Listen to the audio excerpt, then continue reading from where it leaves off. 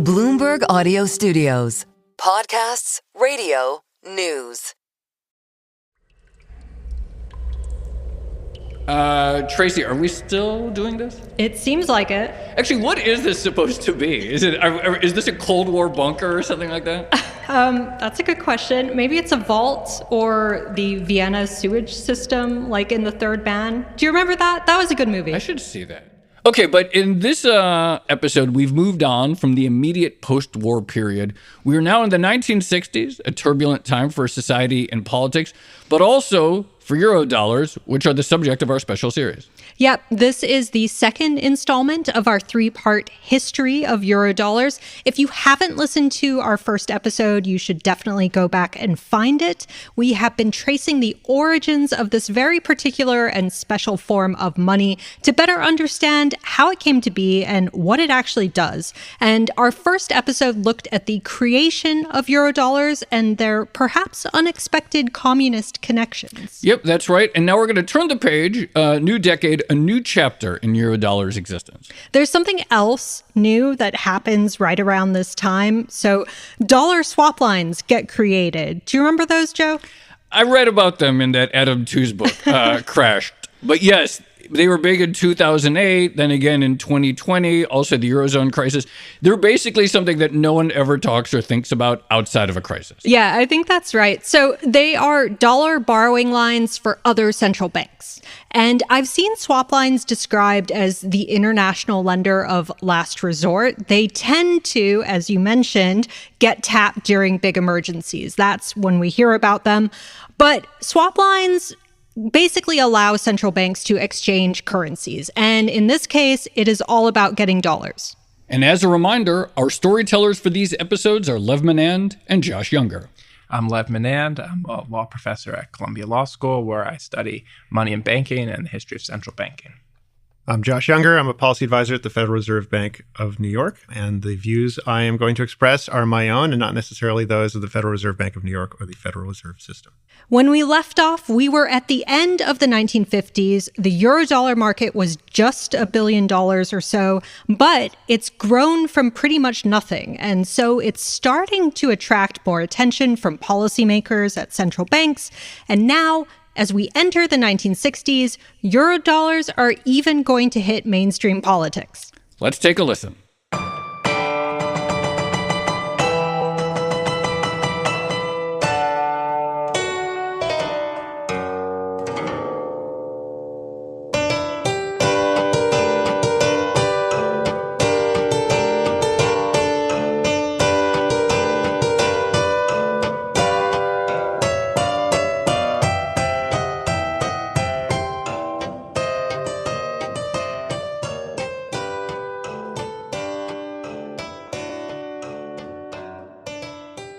So now it's the fall of 1960. Kennedy's running for president in a very tight race against Vice President Richard Nixon.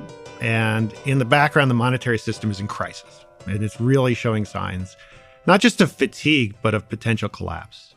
And so to understand why that could happen, like what does that even mean, especially in the context of the 1960s, we kind of have to go back to the war. So it's 1944 now. And 44 countries are convening in Bretton Woods, New Hampshire. Small town, big hotel. They took up most of it. It's about 700 people. And the whole premise of this is to find a way to restructure the global economic and monetary system after the war's over. It's a little presumptuous, right? The war's not over yet, but they're still planning ahead. And so, we hear a lot about Yalta and Potsdam and the big conferences about the partition of Europe and Berlin and so forth. But this is really among the most important of these post-war planning conferences. It's the brainchild of Harry Dexter White, who most people haven't heard of as well. He's been at the Treasury since the mid-30s. He's a PhD economist, doesn't really like where he ends up for teaching, and Milton Friedman's professor recruits him to go to the Treasury to work for Morgenthau, who's FDR's very long-serving Treasury Secretary. I think he's the second longest serving after Gallatin, who was Jefferson's secretary. So he has the job for like 12 years, which is a long time to be a Treasury Secretary. And there's really two competing visions going into this conference. The first is the American vision, which is a dollar-based global monetary order in which gold forms the foundation. So your dollars are convertible into gold. All foreign currencies, at least among the victors, are fixed in their exchange rates, so pegged to the dollar. And so everything kind of revolves around the US dollar and the gold stock that the US has accumulated over the course of the war. The US has 2/3 of global gold reserves at this point, so it's monetary gold reserves. So they have a lot of, let's say, leverage going into this conference, and they know it. And that's been a dream of White's since basically he joined the Treasury. He's been pushing for a global dollar system. He really wants the dollar to retake its prior position. Remember, in the 1920s, the dollar was the global reserve currency. It was the currency of trade. It lost that status over the 1930s on a series of runs on the dollar. So he's very familiar with what happens when this breaks down. And he wants to bring the dollar back. This is the second bite at the apple. And so he wants the dollar to be part of global trade. He wants to be the unit of account. He actually wants all the invaded territories to use the dollar. So he wants invasion currency to be printed by the Treasury. They call them yellow seal dollars. So he wants dollars everywhere, including in North Africa, Germany, et cetera. And they actually do that in some places. And the British, on the other hand, are very wary of this, in large part because they don't have any gold. And so they have no leverage. But they're worried that the US will come out of this conference with way too much global power, especially relative to the European allies. And John Maynard Keynes is their champion. He comes up with an alternative arrangement. He calls it Bancor, which is a contraction of banque and or in French. I promised earlier I wouldn't do French words, so I apologize for the accent. But it's bank gold, which is the idea is there is no global currency issued by one country. There's only a transnational credit organization, kind of like a bank, where international trade happens on the books of that organization. So it's something like a transnational central bank. And it involves everyone giving up their sovereignty to some extent to facilitate global trade in what he considered sort of a fair and less arbitrary way. Meanwhile, White is very aware of the potential sacrifice of sovereignty to use the dollar as a global reserve currency and a global unit of trade. It's just he would prefer everyone else to sacrifice their sovereignty rather than the US. And so in the end, basically the US wins. And they win because Lionel Robbins is one of the UK delegation. This is in Ben Steele's book. He basically says we needed the cash, right? So they don't have a lot of leverage. This is a power grab by the US. The US is by far the biggest economy in the world. It has the prevailing military in the world. And there's an opportunity here for real internationalism and cooperation around global trade and the monetary system that facilitates it. And the US rejects that and essentially imposes an alternative system that puts the US much more in the driver's seat and everybody else in a more subordinate position. It's also, there's a lot of very human elements to this. Like by the end of the Bretton Woods conference, it's 3 weeks long. No one thought it would go that long. They're tired. They're hungover. They went through a lot of liquor at this conference. There's no food left at the hotel. And so everyone just kind of wants to go home. Now, that's not a great reason to sign the world over to the US as a dollar-centric universe, but there really is a human element to how all of this goes down. That's kind of one of the themes to this whole story. And multilateralism is hard. And there are a lot of frictions to get countries to cooperate on really, really high stakes issues for their domestic economies. And we'll see in the course of this story how cooperation often breaks down and shortcuts prevail over longer term, higher cost solutions to problems. So the Bretton Woods system is one in which for $35, you can have an ounce of gold from the Treasury. And specifically foreign central banks. You have to be an official institution. I couldn't get $35 for gold, but the Banque de France could. And so the US is in a sense the world's banker because they're issuing dollars and they can, in principle, issue more dollars than they have gold. So it's not a fully reserved system. There's leverage embedded in the international system. And so that happens pretty quickly because global trade expands and the US monetary gold stock is not increasing. Actually, most of the gold production is in Russia. So they're not giving it over so easy. And so over time, the world needs more and more dollars, and the value of those dollars implicitly starts to decline. Now, what does that mean in the context of a peg from the Treasury? If the Treasury will always buy your dollars for an ounce of gold for $35, what does it mean for the value of the dollar to go down? Well, that's not the only gold market in town, right? And soon, on the continent in London at the metal exchange, it costs a little more than $35 to buy an ounce of gold. And that's really a consequence of non-monetary demand. So you have some speculators. A huge fraction of gold in the world is held up in jewelry. That's a real thing. So, there's reasons you would want gold other than to back your currency, I think it's fair to say. And there are more and more of those reasons and more demand for those purposes over time. And so this introduces a fundamental instability into the Bretton Woods system because if a foreign central bank is exporting to the U.S. The U.S. is running a balance of payments deficit. That means they're importing more than they are exporting. Dollars are piling up in Europe. Those dollars can in principle be exchanged for gold at $35 an ounce. That gold can be sold for $35.15 an ounce in London, and sometimes much more than that. And so slowly at first, then all at once, so to speak, the U.S. gold stock starts to decline at the same time as their dollar liabilities are going up. So now you owe more gold in principle to more people, but you have less of it with which to pay them. That's a bank run, or at least a slow motion bank run. And so people get really worried that this is going to just accelerate, and they need some way essentially to staunch the bleeding. So, you have a couple of options.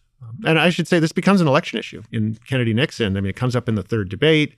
There's a big shock to the price of gold in October of 1960, where the price goes to $40 an ounce, which is kind of insane if you can buy it from the Treasury at $35. And it kind of sticks there for a little while. And so Nixon is out there saying, well, Kennedy's going to blow up the dollar. Mr. Vice President, in the past 3 years, there has been an exodus of more than $4 billion of gold from the United States, apparently for two reasons. Because exports have slumped and haven't covered imports, and because of increased American investments abroad. If you were president, how would you go about stopping this departure of gold from our shores? Well, Mr. Von Friend, the first thing we have to do is to continue to keep confidence abroad in the American dollar. That means that we must continue to have a balanced budget here at home in every possible circumstance that we can. Because the moment that we have loss of confidence in our own fiscal policies at home, it results in gold flowing out. And he initially kind of brushes it off. He says, I guess Dick Nixon thinks I can trade gold in London. Like, that's hilarious. And eventually his advisor's like, you have to actually address this. People are really worried that your policies are going to lead to a collapse of the dollar. And so he puts out a formal statement as the candidate, pledging his support for the dollar. So this is really becoming an issue of national security. Like, people associate the dollar with the core of NATO and the free world. And Eisenhower is pretty explicit on this point. Kennedy's pretty explicit on this point. I mean, the collapse of the dollar is like not an acceptable outcome because it really reflects a collapse of the anti-communist alliance that's developed over the past 10 years. So it's kind of core to the U.S.'s sense of itself that the world remain on a dollar standard, that the dollar remains strong. Part of what's gone wrong here is Harry Dexter White, in crafting this new system that puts the dollar at the center, has given something up to everybody else. And that's the peg of the dollar to gold at $35 an ounce. And the power that is given up by the U.S. to all those foreign central banks to allow them to withdraw gold at that exchange rate. And at the time that this is done, the U.S. has so much gold stock.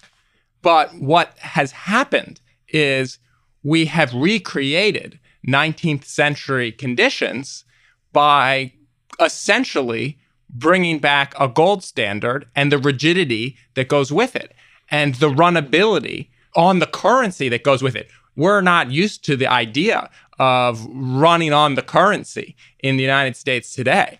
But that was a problem that countries experienced a lot when they had convertibility to gold.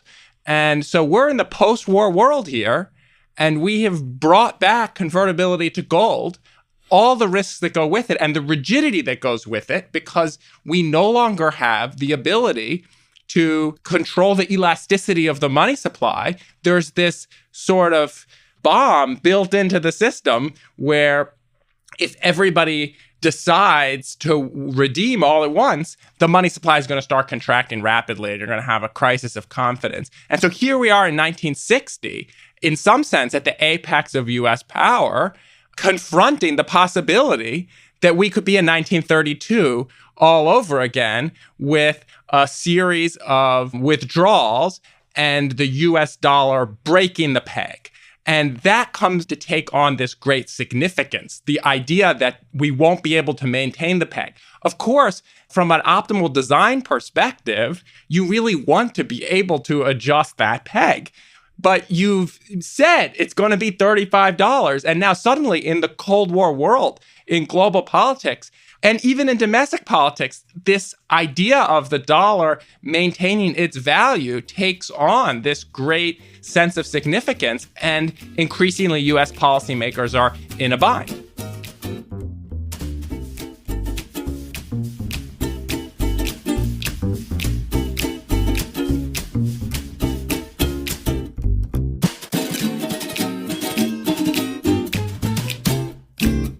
So in a speech to the IMF in September of 1962, Kennedy is very clear on this point that the dollar, the importance of the dollar in the fight against communism is critical to his administration. The security of the dollar, therefore, is and ought to be of major concern to every nation here. To undermine the strength of the dollar would undermine the strength of the free world. We are taking every prudent step to maintain the strength of the dollar, to improve our balance of payments, and to back up the dollar by expanding the growth of our economy.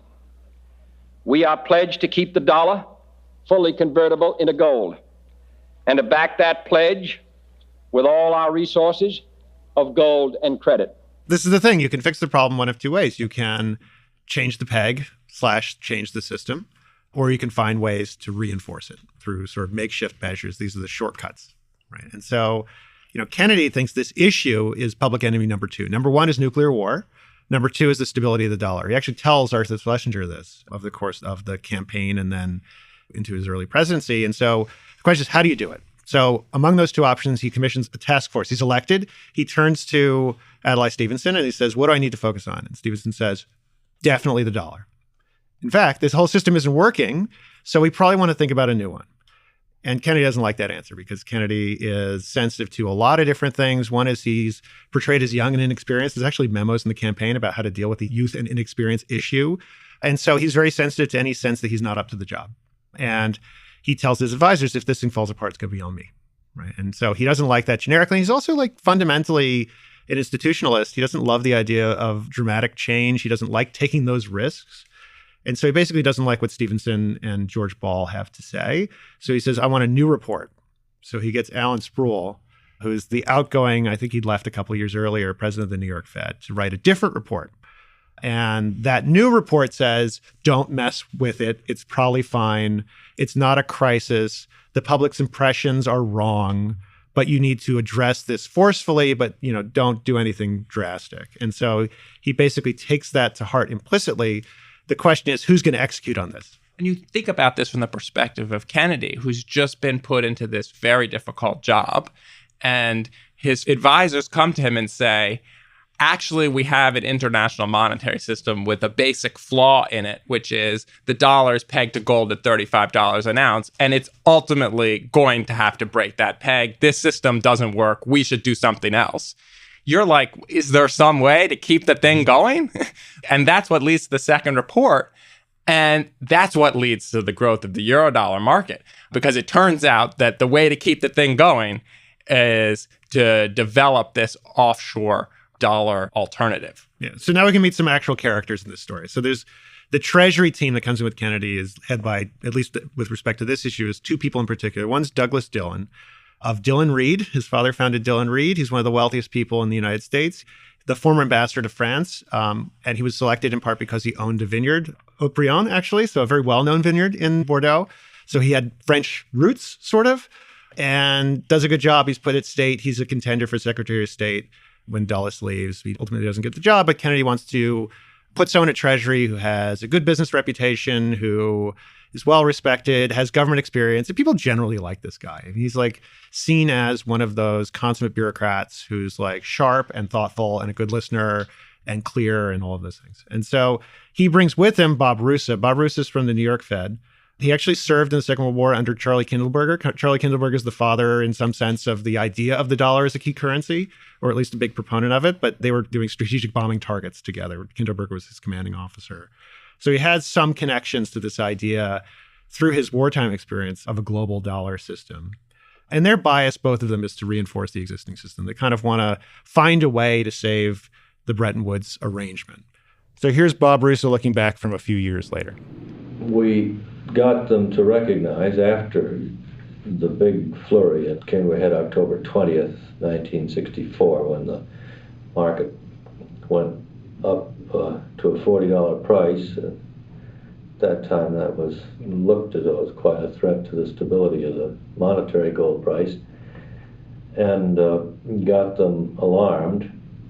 And so after that, when it was clear, particularly by the time President Kennedy came in and made it firm that we were going to continue to support $35 price, and then the London price began coming down, it was fairly easy to persuade these other countries that, you know, we ought to be together in this, because as gold comes back into the market now, we in the United States don't want to have to just have it appear that we're always taking all the gold out,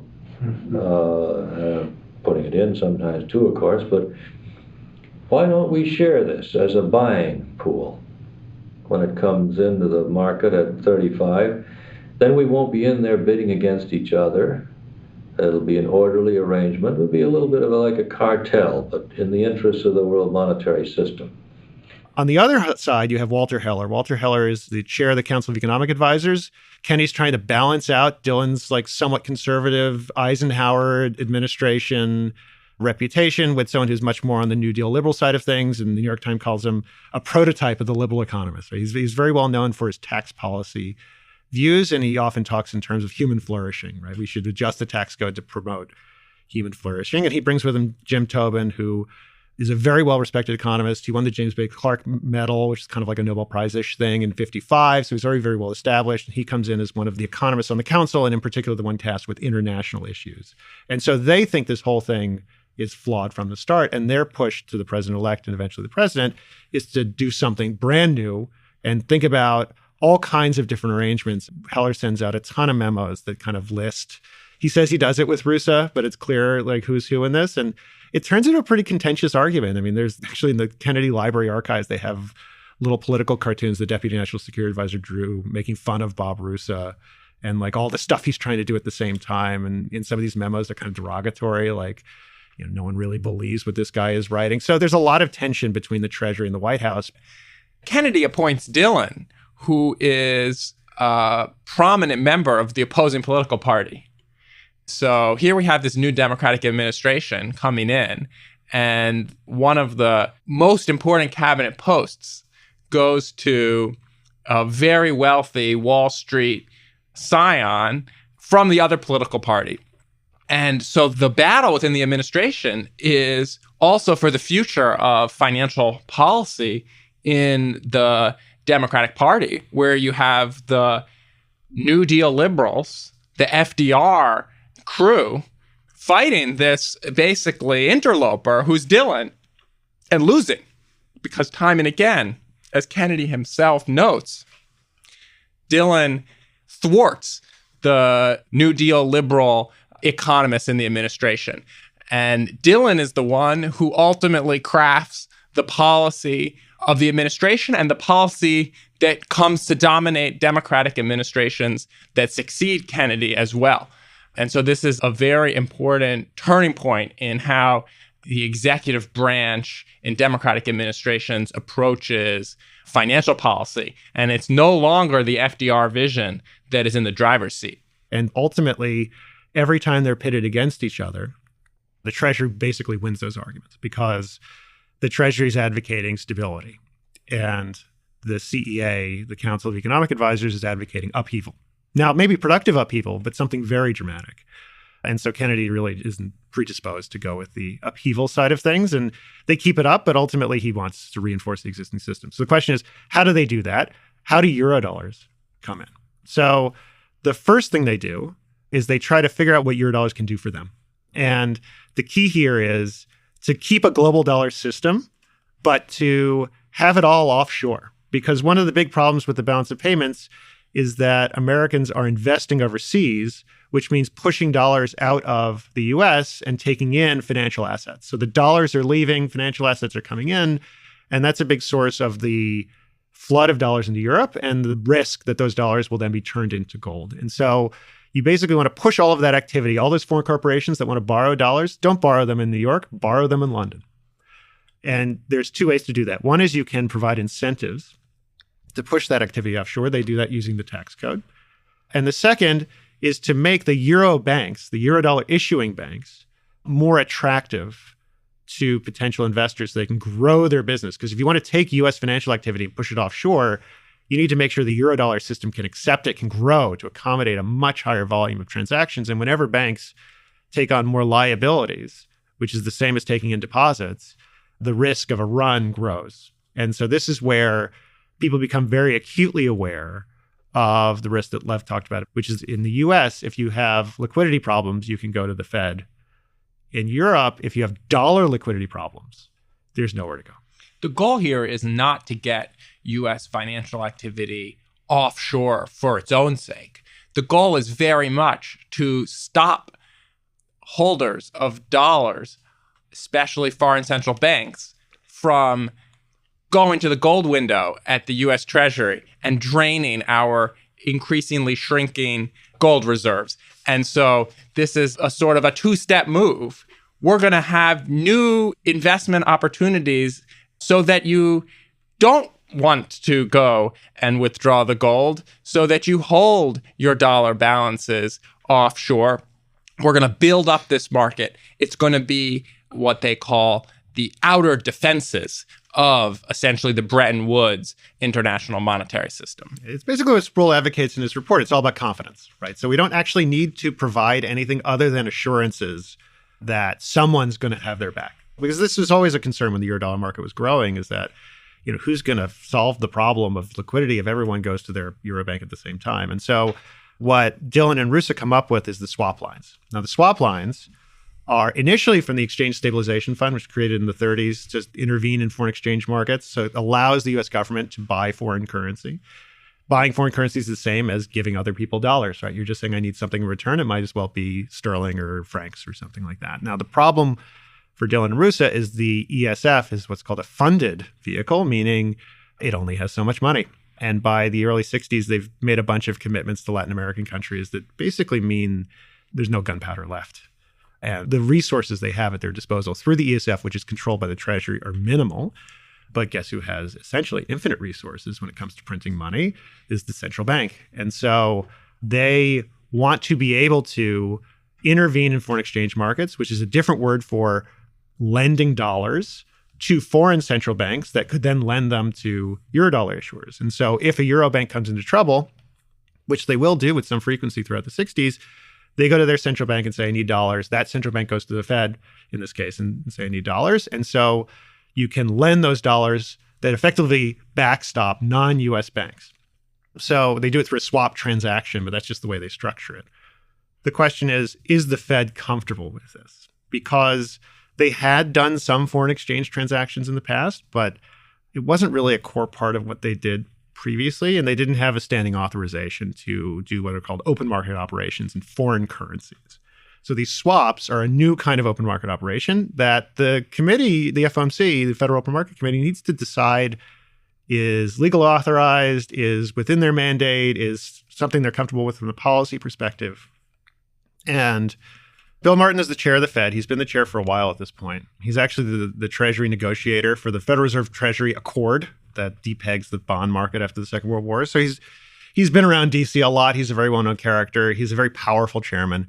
And he is sort of, at least based on some of the oral interviews that are done later with Bob Russo, among others, pretty uncomfortable with this idea. And it's pretty controversial across the committee. Now, they don't reject it outright, but they are wary. But Kennedy and Dillon and Russo are pretty adamant that this sort of has to happen. And they put a lot of pressure on Martin. And eventually, they offer Treasury's general counsel to author an opinion saying this is legally authorized. And then they get Bobby Kennedy, which the Fed didn't ask for, to write an opinion saying this is legally authorized. So they can have something in their back pocket when Congress asks questions. And Congress does ask questions pretty quickly.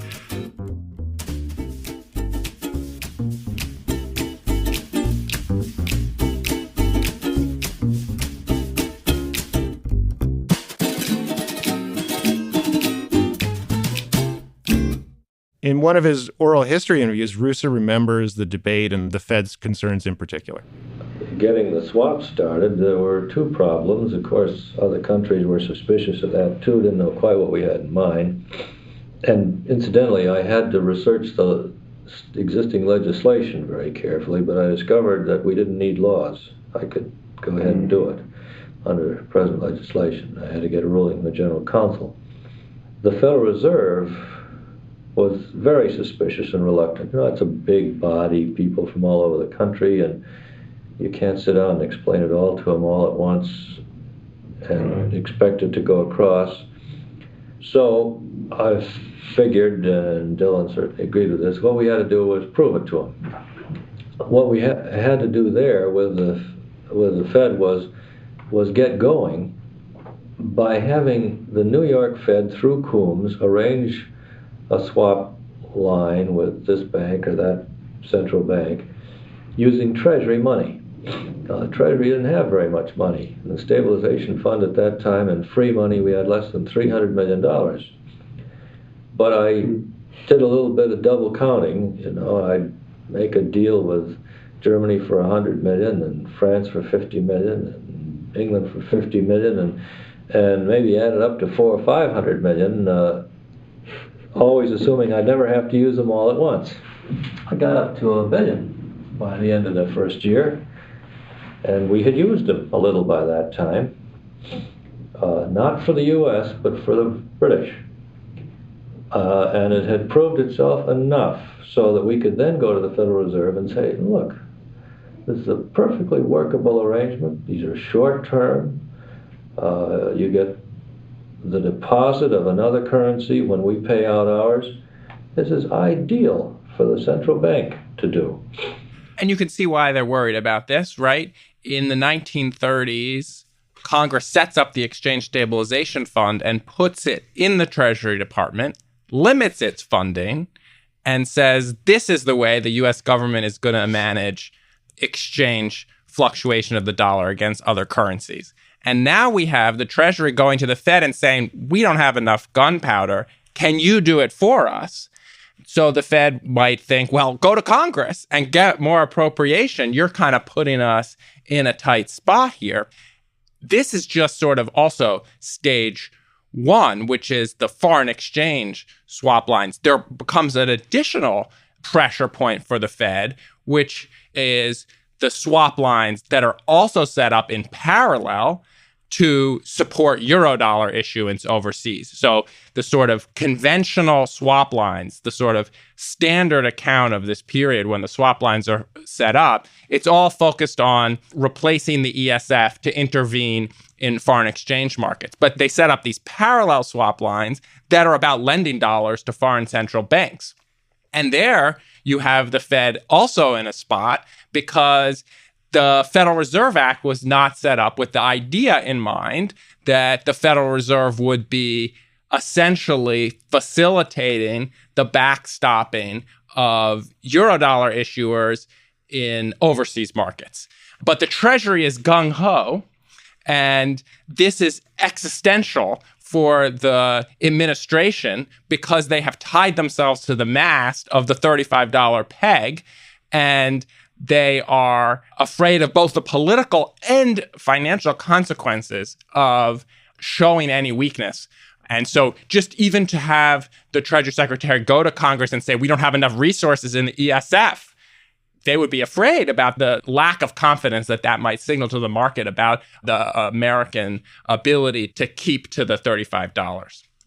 So they get the approval eventually with the backing of the Treasury General Counsel and Bobby Kennedy, and everyone kind of gets together and the committee approves. And so now they have swap lines and they need someone to run them. And so this is where we meet kind of the third character here. This guy, Charlie Coombs, is kind of the true believer. You can think of Douglas Dillon as kind of the operator. He's like M in the James Bond canon. You can think of Bob Roos as Q, right? He's coming up with all the ideas with the different gadgets they can use.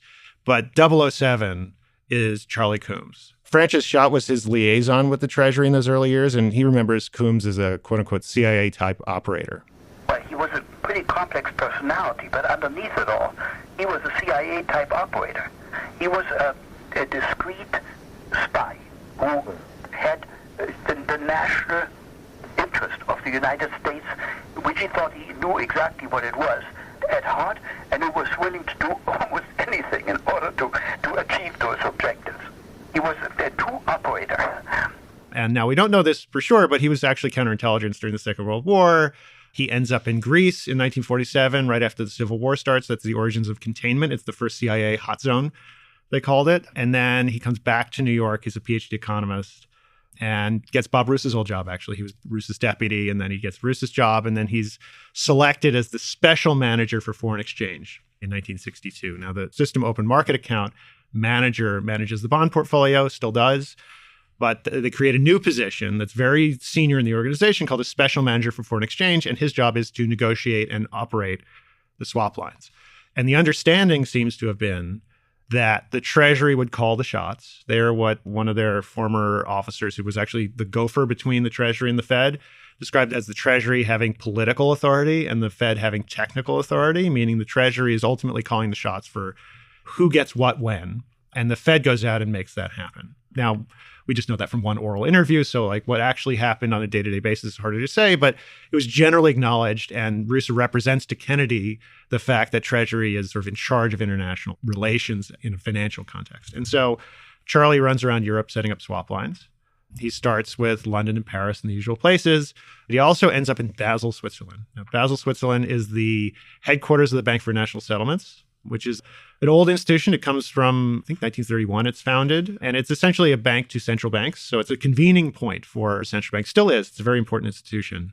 They have their own banking services today and in the 1960s. And so he sets up a secret swap line with the Bank for International Settlements that is in currencies other than Swiss francs, despite the fact that they're in Switzerland. And the explicit purpose of that, which recent research has sort of revealed through archival stuff, is to support the Eurodollar market.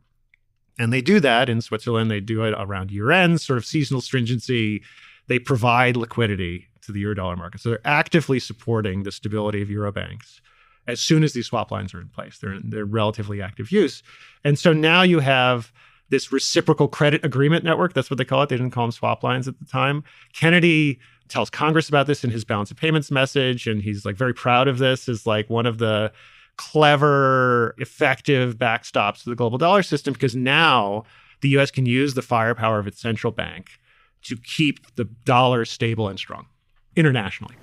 But as this started out, Rosa, who by then was a federal government official, was asserting the supremacy of the political arm, and Holmes was, and Alfred Hayes and William McChesney Martin were trying to assert the supremacy of the technical arm to carry out a technical operation.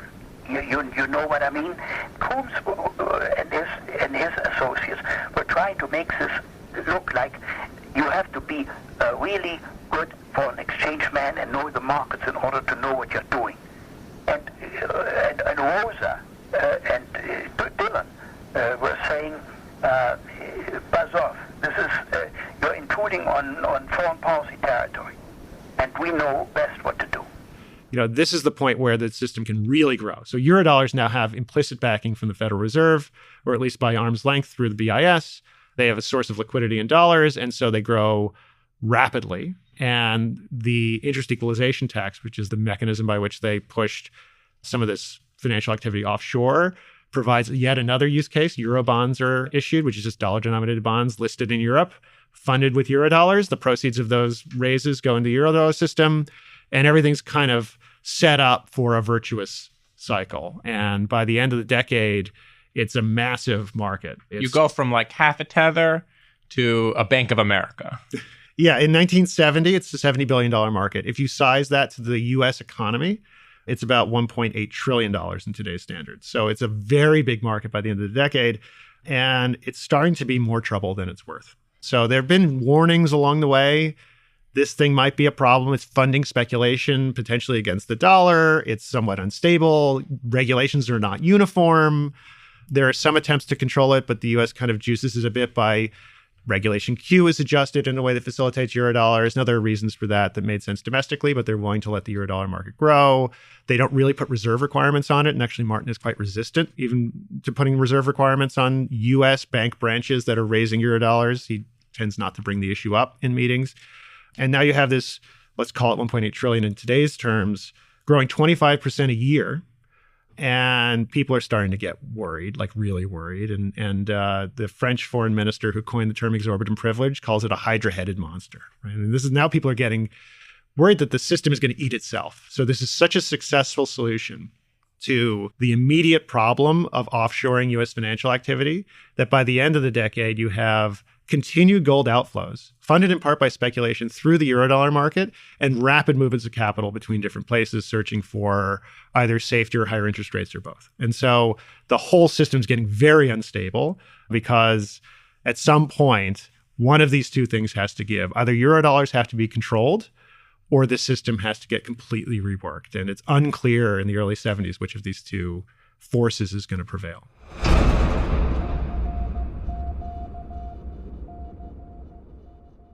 Dun, dun, dun. What a cliffhanger. Okay, that was the second episode of our special three-part series examining the origins of Eurodollars. So by the end of the 1960s, this market has grown from essentially nothing to about $70 billion. And that growth has been essential to maintaining the Bretton Woods system.